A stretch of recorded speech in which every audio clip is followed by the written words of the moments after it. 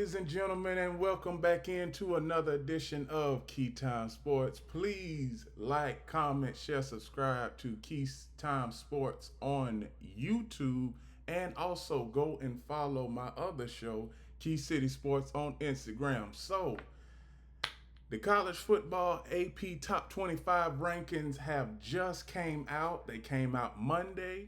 Yesterday, I took time to really look at this list, and there are quite a few problems I have with this list, but I am going to cover every team on this list, and I'm going to tell you who I have a problem with what ranking and team's future outlook. So, first, the first three teams that are on the list, Texas, Penn State, and Ohio State, I have no problem with the top three because the top three were the top three teams from last season, with Ohio State being the champion. Now, if this was my list and I had to come up with my own top 25 chart, I would have put Ohio State number one just because the fact that they are the quote unquote reigning defending champions. And then I would have put Texas number two, Penn State number three. And one thing about Clemson, I'm just not sure about Clemson. So that leads right into my first team that I have a problem with. Clemson, what did Clemson do last year besides win their conference, which they do that every year? They had a quarterback last year in Caleb Klubnik. He was up and down, very inconsistent, but in the last four games of the regular season, he came on strong. So I believe from the winning streak that the Clemson had last season and propelled, and as far as recruiting, has propelled them to this number four spot in the rankings, because early last season, Clemson was nowhere near a top four team. Nowhere near. And even one reason why they snuck in to the top 25 last season was because they beat SMU. Now, SMU is a little bit on down the list. I'm going to get into them later on in the show. But one thing, I am going to talk about the schedules for most of these teams. Now, one thing about Clemson, I'm going to just go ahead and go right to Clemson, their schedule.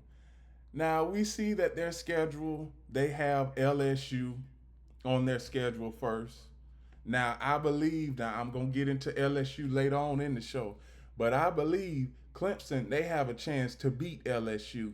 And also Clemson, when you look at their schedule, you can see 8 wins on this schedule. Like I said, LSU, that could be a toss up. Troy, I got Clemson beating Troy by 30 points. Georgia Tech, they have became better over the last couple of years. Then you have Syracuse, which is no walk in the park. North Carolina with Bill Belichick, which will also be no walk in the park. Boston College. Then you have SMU, Duke, Louisville, Furman, and then you have South Carolina to finish out the season. So they could get 8 or 9 wins. Do I see them getting a double-digit win season? Maybe, maybe. But if they beat, I'm gonna say they have a good chance of beating North Carolina, LSU, and Georgia Tech. So that's 3 wins right there. They have a good chance of beating them. But the one thing that I can say is that Clemson, they do have a decent team. But is it one of those teams that can compete with the top three teams on this list? I just don't think so. I don't think that Clemson would be able to hang with Texas, Penn State, or Ohio State. Now, Ohio State, they did lose a couple of coordinators and some players, but I don't see Ohio State having a significant drop off. I just don't. Now there's another team that I have a problem with, and this team is, I'm going to say, I'm just going to go down and say Miami. No, excuse me. First off, I got to get the LSU because I'm gonna get the LSU. I got to get the LSU. Brian Kelly. Yes, and I'm gonna talk about Brian Kelly. Brian Kelly, you've been at LSU for 3 years. The first game of the season in the last 3 years, you've lost every game in the first game of the regular season. LSU, they might lose another game. They might lose their first game again this season because Clemson, they have a good offense with Cade Klubnik and those wide receivers, and they have running backs, good running backs. But one thing about Dabo Swinney, he doesn't believe in going into the transfer portal. But if you can't beat him, join him. He gonna have to go into the transfer portal. That's the only problem I have with Dabo Swinney, because Dabo Swinney, he believes in developing his players, and I understand that.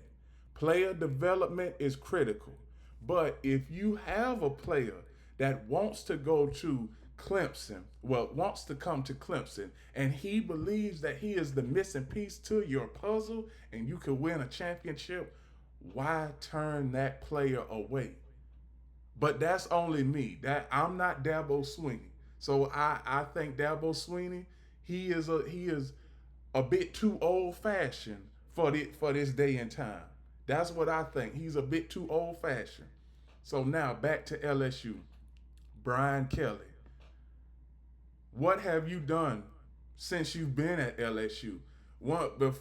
Before LSU hired you, and once LSU hired you, you said that LSU was going to be a powerhouse in the SEC.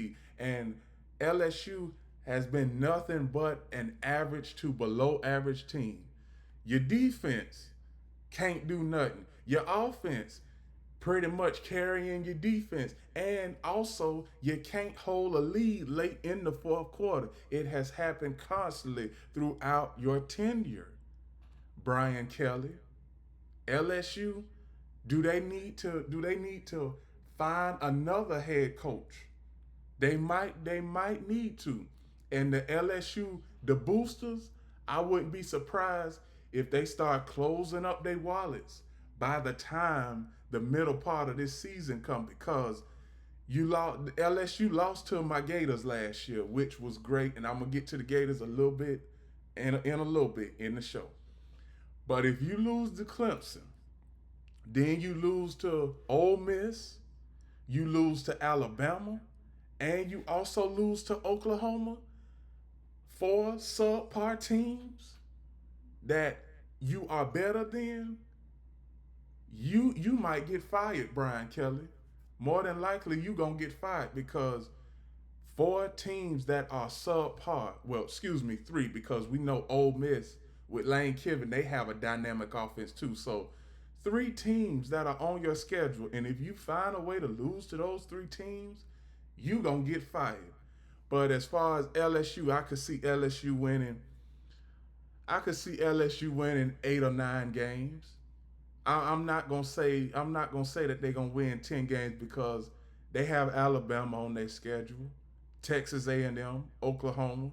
They also have my Gators on the schedule. So hey, anything can happen between the Tigers and the Gators. And also, that's with every college football game on this schedule, and with every schedule with every team. So LSU, that defense, you got to get it together. You got to get it together, because Brian Kelly is fighting for his job this season. I'm going to just go ahead and say it. Now, I'm going to go ahead and put him on my chopping block. Let me write that down. Brian Kelly, chopping block 2025. He already on my chopping block for this season. So the next team I have a problem with is the Miami Hurricanes. So, Miami Hurricanes, they came out hot last season. Won their first 6 games. Everybody was saying, "Oh, the U is back. The U is back." And then all of a sudden, they lost to they was on the cusp of losing to a team like the Louisville Cardinals. They lost to the Georgia Tech Yellow Jackets, and then when they got to their bowl game, Cam Ward, former former Hurricane, he played only half of he played in the first half of the bowl game that they were playing in. So now when you look at the Miami Hurricanes schedule, you see they got Notre Dame the very first game. Now that is going to be a good game. I'm going to cover that game because that game right there, it just screams, curiosity. It just screams excitement. And plus, it is also going to be played during Labor Day weekend. So everybody, Labor Day is right around the corner. College football is right around the corner. So this is a good time. This is a good time for you to watch me, Keytime Sports, on YouTube, and also Key City Sports on Instagram. Make sure you like, share, and subscribe. But back to the Hurricanes. Hurricanes at this schedule, I can see them winning 9 games. I can. But that first game is tough because you got Notre Dame, the runner up from last year's championship game. Most of their starters are returning. And then you have the Miami Hurricanes, which has been, over the last 20 years when it comes to the Miami Hurricanes, they have been up and down. Their trajectory hasn't been consistent. So I don't know what I'm going to see from the Miami Hurricanes. Only thing that I can tell you is they got Carson Beck as their starter. They got Carson Beck as their starter, and we know Carson Beck, he really didn't do anything at Georgia to wow anybody. That's what I'm gonna say. Carson Beck didn't do anything at Georgia to wow anybody. So why? I just want to understand, why do Hurricane fans think that they gonna make it to the championship with Carson Beck at the fold? That's what I want to know. Because Miami, you still got SMU to worry about. You still got Clemson to worry about. That is your competition. Georgia Tech, who knows? They might surprise people like they did. They might surprise me like they did last year. But this schedule, in typical Kane fashion, the Miami Hurricanes are going to find some way to mess up in one of these games. Whether it's Louisville, Sanford, SMU, NC State, Virginia Tech, or Pittsburgh, or even my Gators, they are going to find a way to mess up because it was a few times last year where they had the lead in the games that they lost. They lost 4 games last year. They had the lead in all 4 of them at least for 5 minutes in all of the games that they lost.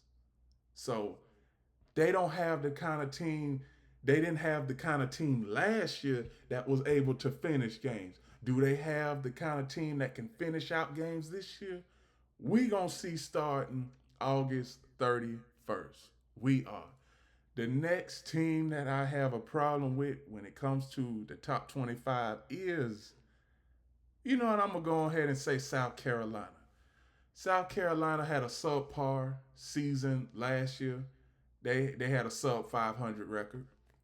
And you see with their schedule, they start off with Virginia Tech. I could see that being a blowout win right there. Then they have South Carolina. Then they have Vanderbilt. Then mainly it's a SEC schedule. But they have a couple of tough opponents on their schedule too. They do. They have Alabama, Ole Miss, LSU, and then you have Clemson. Not to mention you got Texas A&M. Now Texas A&M, that's another team that I'm going to be talking about. Now, I like what Texas A&M is doing because Mike Elko has given that fan base an opportunity to be excited about what is coming up this season with the Texas A&M Aggies, because we all know Texas A&M Aggies, they had a chance last season to be a top team in the SEC. Last season, the SEC, it was so good that five teams had the same record at least 3 times throughout the regular season last season in the SEC. Well, excuse me, the conference. The conference. So everybody keeps on saying SEC is not the strongest conference in college football. Well, who is it then? Because you can't tell me that it's the Pac-12. The Pac-12 don't even exist no more. You can't tell me that it's the ACC, because we already know the ACC ain't nothing without Clemson in it. And for the Big Ten, the Big 12, and all that, without Ohio State, the Big 12 ain't, well, the Big Ten ain't nothing without Ohio State. So don't give me, so anybody who is anti SEC, please don't give me that. Please don't give me that foolishness this year about, oh, this conference is stronger than the SEC. The SEC, they generate more ratings when it comes to college football than any other college football conference in America. That's including the group of 5 schools and everything. The SEC, without the SEC, there is no college football. And I know everybody would agree with me on that. But back to these South Carolina Gamecocks. I see them winning, I see them winning 7 or 8 games. That's all. And that head coach, the head coach of the South Carolina Gamecocks, Shane Beamer, he hasn't done anything since he's been there. So he done been there for 7 years now. Well, he's entering his 7th season. So how long is South Carolina going to be at the milk of the barrel? Meaning they are at the bottom of the totem pole, or not at the bottom, but we know that they are barely above average, because that's what I see with the South Carolina Gamecocks, that they are barely above average. That's what I see. The next team that I'm going to talk about is SMU. Now, SMU was another team that made it to the playoff last year. And as you can see, the roster for the SMU Mustangs, it looks a little bit different this year. You could see from the quarterback room, Tyler Van Dyke, he was not on SMU last year. He was on Louisville last year. So Tyler Van Dyke, he transferred. Then you have their running back room. It's a lot of new guys that are in their running back room. Wide receivers, tight ends. So SMU last year, their season was a one-off. SMU is not getting back to the college football playoff this year. All you SMU fans, I'm sorry to break the news to y'all, but y'all don't have the same team like y'all did last year. And I can go ahead and put that out. We can put that out on record. You don't have the same team that you did last year. To me, I believe, and I know this probably might be a stretch, I believe Arizona State is stronger than SMU. And even most of their offense from last season went to the NFL. That's what I see, because SMU is one of those teams we hardly ever see them in a nationally televised game. That's exactly what I was telling everybody last season when it comes to them going to the playoffs. So we hardly ever see them on nationally televised game. Then they go out there and lay an egg versus the number 2 team, currently the number 2 team in college football, Penn State, and everybody takes a step back and then they judge on how the playoff rankings were last year. One thing to the ranking committee this year, to the ranking committee, this is Keytime Sports on YouTube, college football ranking committee. I just want y'all to do a better job as far as coming out with your ranking chart because I don't want to see a team that has been in the top five and lose to a top five team. Now all of a sudden they out of the top 10 because they lost a close game to a team that is very well on their level. Now, when I say that, I'm just going to give an example. I'm gonna just go ahead and say this.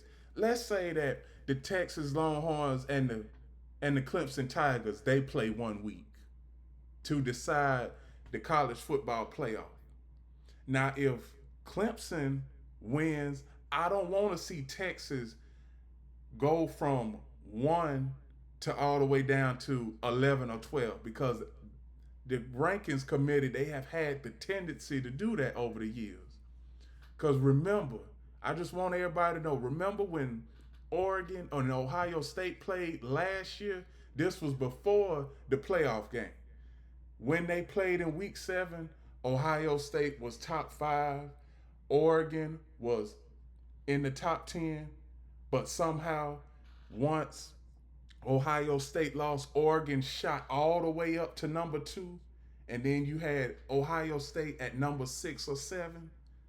We don't want that. We want consistent, clear, and concise level of rankings when it comes to this rankings chart, college football committee, because y'all have gotten away with this ever since the top 25 was the top 25 been used. And that's been over 90 years.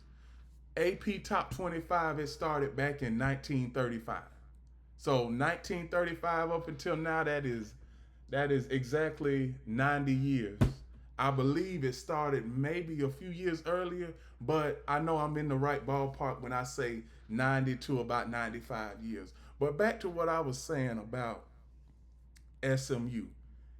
SMU, you gonna be irrelevant this season. SMU is irrelevant right now, as well as I'm talking about them. Nobody, and I do mean nobody, is gonna talk about SMU after week 3. They not. So that's all I have to say about SM. That's all I have to say about the SMU Mustangs. Oklahoma, Boomer Sooner. I've been waiting for this moment to talk to the Oklahoma Sooner fan base and everybody.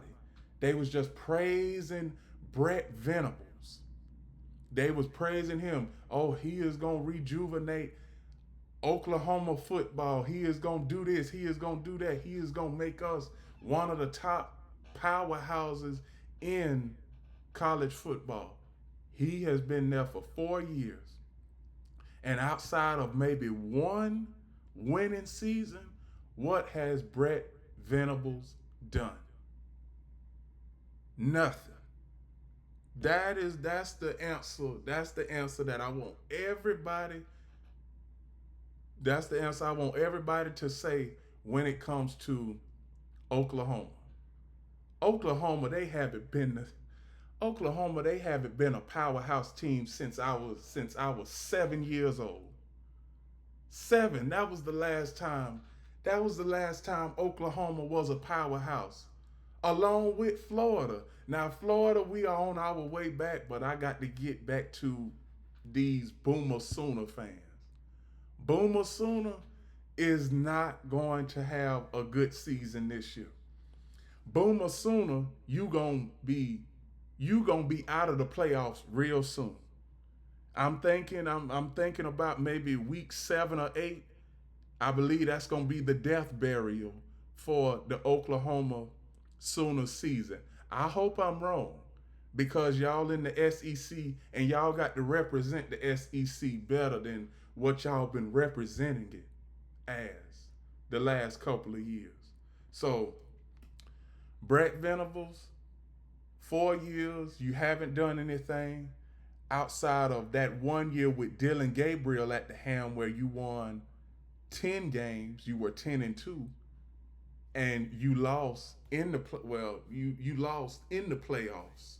So you haven't done much. You haven't done much, and Oklahoma Sooner fans, y'all are in the same boat. Yeah, y'all are in the same boat as my Florida Gators. Now I'm gonna go on to the Florida Gators right now. Y'all see I got the Florida Gators shirt on. I'm representing the Florida Gators today. Yes. This is our highest ranking in the past 12 years. In 2013, Florida, their ranking was 12. This ranking, we are at 15. Now, Florida, they got a couple of layups the first couple of weeks of the season. I'm gonna go to their schedule right now. Now, one thing I like about Florida's schedule is we don't have to wait until later on in the season to play LSU. We don't. We know that we have Georgia, we got Ole Miss, we got Tennessee, and we also have Texas. But there's one game that I am circling on the calendar. It is that game September 20th. We heading down to South Beach, Miami. And I am going to tell you now, that is going to be a good game. There is nothing like covering a game down in South Beach. South Beach, that is a sensational place to cover a football game. And as a matter of fact, the National College Football Championship game will be played in South Beach this season. I don't know. I might have to go down to Miami and cover that game. It would be sensational for me to do that. And plus, I also have people in my corner that can give me tickets to that game. So I'm gonna work out something with them because I would love to be down in Miami going live stream for the college national championship. And I've been talking about taking this show on the road, so that would be a great atmosphere. But back to my Florida Gators list schedule, I might add you. First couple of games, Long Island University, I see that as a win. So by the time Florida gets to LSU, they should be 2-0. Now, LSU, that could go either way, and that's a Saturday night game.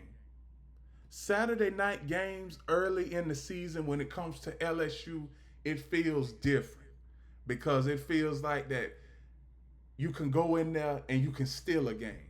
Now, if this was later on in the season when you know what kind of team LSU has, I would be a little bit skeptical about them getting a win in LSU. But since this is so early in the season and this is week 3, I'm going to go ahead and say that Florida, they have the edge, even though that LSU is bringing back Garrett Nussmeier.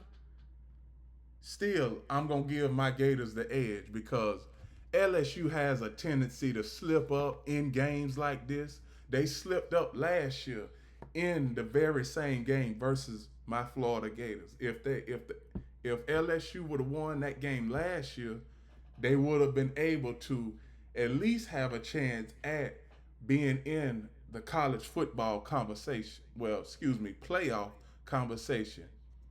But they wasn't able to do that. Then you have Texas.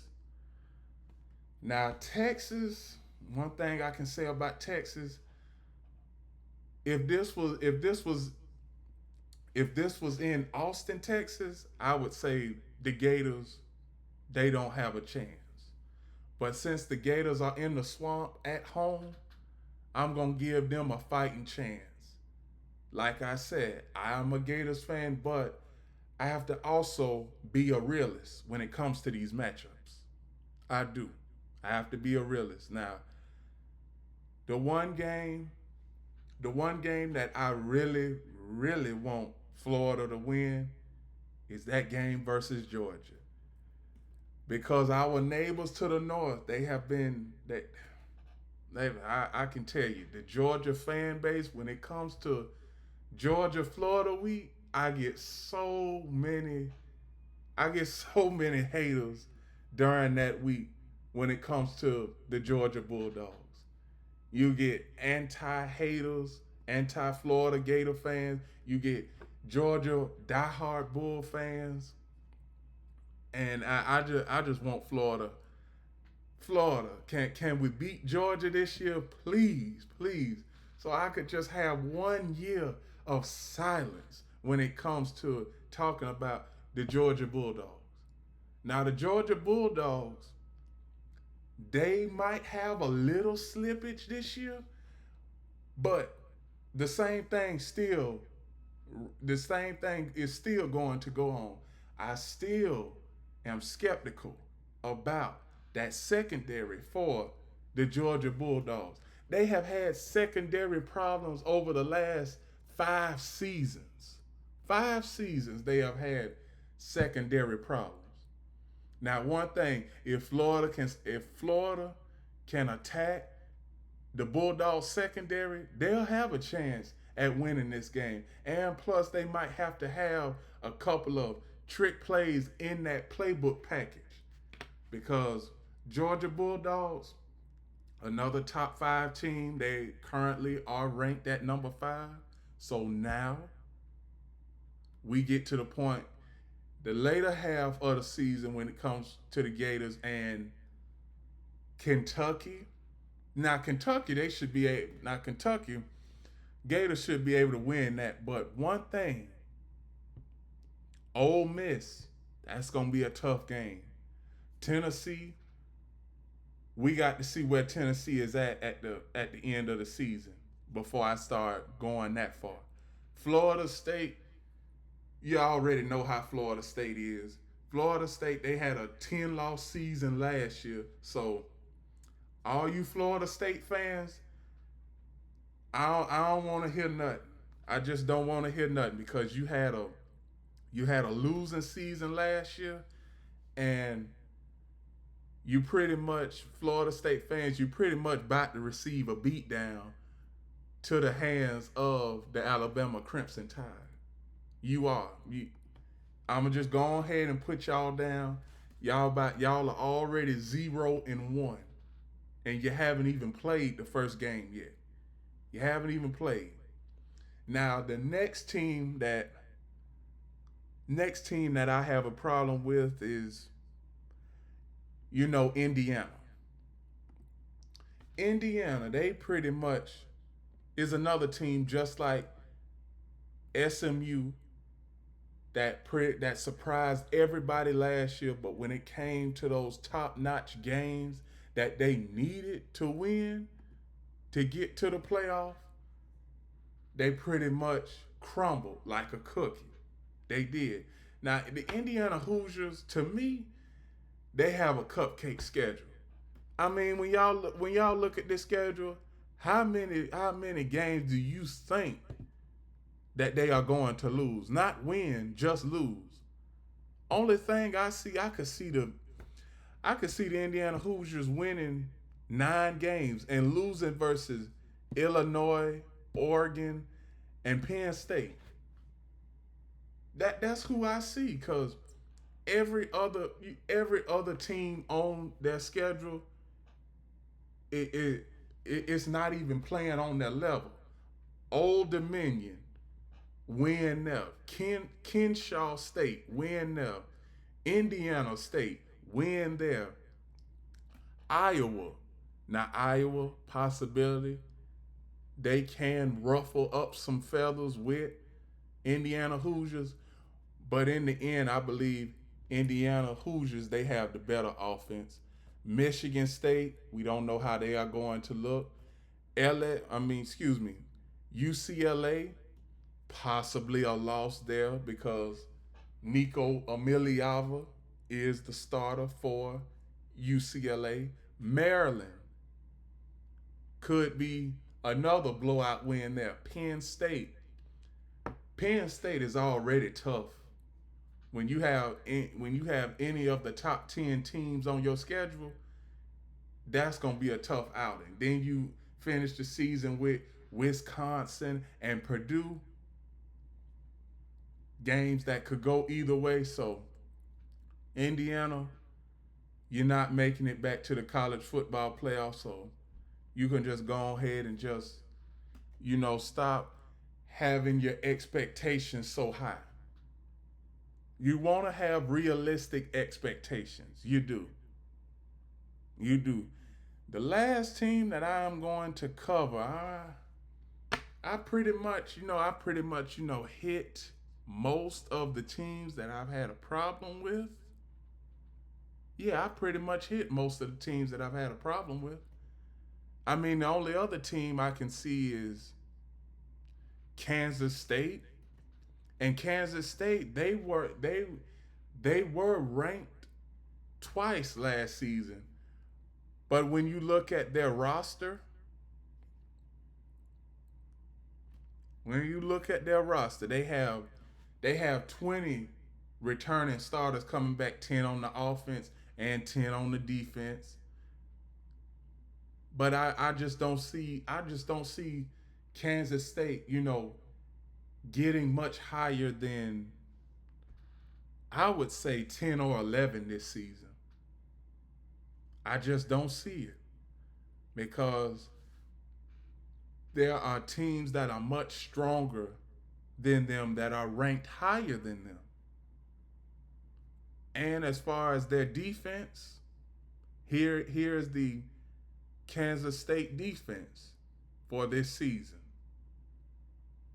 Now, the Kansas State defense, they gave up 35 points last season, so not too much of a defense at all.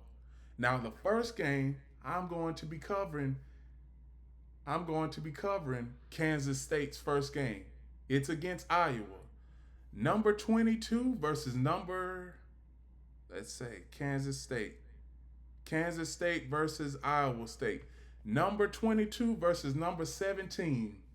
Week 0 of college football. That is not this Saturday. That is the following Saturday. So I will be covering that game. Kansas State is a subpar team in my humble estimation. That's what I think it is. And Iowa is a team last season that played a phenomenal game versus the Arizona State Wildcats. That's what I think, and that's what I believe. Now, the first game that I'm going to be covering, Iowa State and Kansas State, that is going to be a good game. I think that game will be an offensive shootout. I do. I expect that game to be 45-42, 38-35, somewhere up in there. I do.